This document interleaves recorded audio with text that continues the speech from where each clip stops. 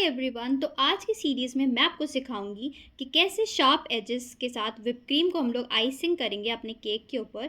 So usually लोगों को सबसे ज़्यादा जिस स्टेप पे प्रॉब्लम आती है वो आती है आइसिंग करने के टाइम पे कि हमारी इवन आइसिंग नहीं होती है, हमारा केक टेढ़ा हो जाता है, ऊपर से पतला रह जाता है, नीचे से क्रीम बहुत ज़्यादा लग जाती है, कभी कभी वाइस वर्सा।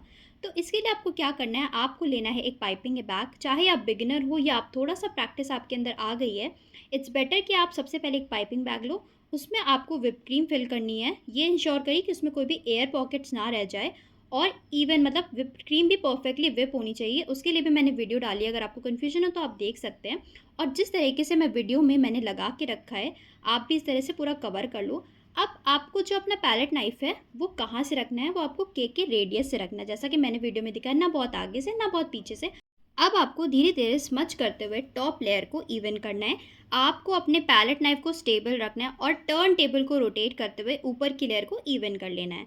अब इसके बाद आपको जब साइड्स के लिए करना है तो आपको ध्यान रखना है कि आपका पैलेट नाइफ ना हिले, सिर्फ आप टर्न टेबल को जिस तरीके से मैं अपने दूसरे हाथ से रोटेट करी हूँ वैसे करना है। पैलेट नाइफ को बिल्कुल 90 डिग्री पे रखना है। जिनका टेढ़ा केक हो जाता है क्योंकि उनका पैलेट नाइफ वो अपना एंगल जो पोजिशनिंग करते हैं वही टेढ़ा करते हैं, तो आपको ये नहीं करना है। धीरे धीरे आपको प्रैक्टिस आएगी। तो पैलेट नाइफ के साथ अगर आपको डिफ़िकल्टी हो रही हो तो आप क्या करेंगे कि इसकी जगह पे कोई भी आप प्लास्टिक का स्क्रैपर भी ले सकते हैं या फिर स्टील स्क्रैपर। तो ये आपको धीरे धीरे प्रैक्टिस करते करते निकालना है कि आपको कौन सी चीज़ ईजी पड़ रही है आइसिंग करने के लिए, पैलेट नाइफ या स्क्रैपर या कार्ड्स भी। अभी मैं आपको दिखाऊंगी मैं यूजुअली क्या करती हूँ। सबसे पहले पैलेट नाइफ से मैंने इस तरीके से लेयर इवन कर लिया। अब इसके बाद मैं उठाती हूँ इस तरीके का कार्ड, कोई भी आप debit card, ATM card, I card कुछ भी ले सकते हो। लेकिन उससे पहले आपको धुल के बिल्कुल क्लीन कर लेना है, तभी आप उसे अपनी चीज़ में यूज़ करोगे। और अब आपको क्या करना है कि उसी तरीके से बिल्कुल 90 डिग्री रखते हुए विदाउट उसको हिलाना नहीं है। ये नहीं कि आपका ये जो कार्ड है ये भी बहुत पूरा रोटेट करो, ये एक ही जगह पर रहेगा।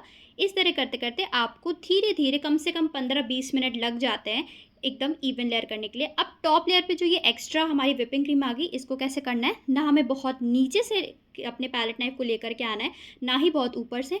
बिल्कुल स्ट्रेट रखते हुए स्लोली आपको अंदर आना है। जैसे कि आप वीडियो में देख रहे हो कितनी इवन लेयर्स आ रही है। और ये प्रोसेस आपका चलता है कम से कम 15-20 मिनट। आप साइड्स में क्लीन करते हो, फिर आप टॉप पे आते हो, फिर आप साइड को क्लीन करते हो, फिर आप टॉप पर आते हो। तो जैसे जैसे आप प्रैक्टिस करते जाओगे ना, धीरे धीरे आप देखोगे कि आपके हाथ में वो सफाई आने लगेगी जो आपको स्टार्टिंग में बहुत ही दिक्कत दे रही थी। इसी स्टेप को फॉलो करते हुए आपको 15 से 20 मिनट लग जाएंगे। एक आपको मैं टिप देती हूँ कि अगर आपको बहुत लग रहा है कि आपकी व्हिप क्रीम बहुत हार्ड हो गई या आपको प्रॉब्लम हो रही है, हल्का सा बस आप स्प्रे बॉटल से पानी स्प्रे करो, ये नहीं बहुत ज़्यादा, हल्का सा बस। और आप देखो फिर आप इस तरीके से जब स्टेप फॉलो करोगे इतनी इवन लेयर आती है ना, मतलब आपका एकदम ही शार्प एजेस के साथ केक क्रम कोट हो जाता है, बन जाता है, आइसिंग हो जाती है। तो इसी तरह के कुछ टिप्स एंड ट्रिक्स हैं जो आपको फॉलो करने हैं अपने केक को आइसिंग करने के लिए परफेक्टली।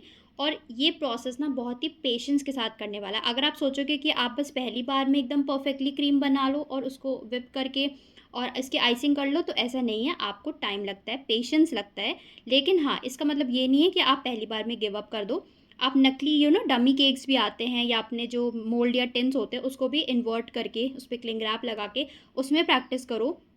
और धीरे-धीरे करके आप देखोगे कि आप उस चीज़ में एक्सेल कर जाओगे। तो इसी तरीके से आप वीडियो में बने रहिए। आगे बताइए मैं और क्या-क्या चीज़ें आप सबके साथ शेयर कर सकती हूँ। कौन-कौन सी ऐसे एरियाज़ हैं केक डेकोरेटिंग या आइसिंग में या इसके अलावा जो आपको पता करनी है। और मैं आपके साथ ऐसी वीडियो शेयर करती रहूँगी। तब तक के लिए बाय।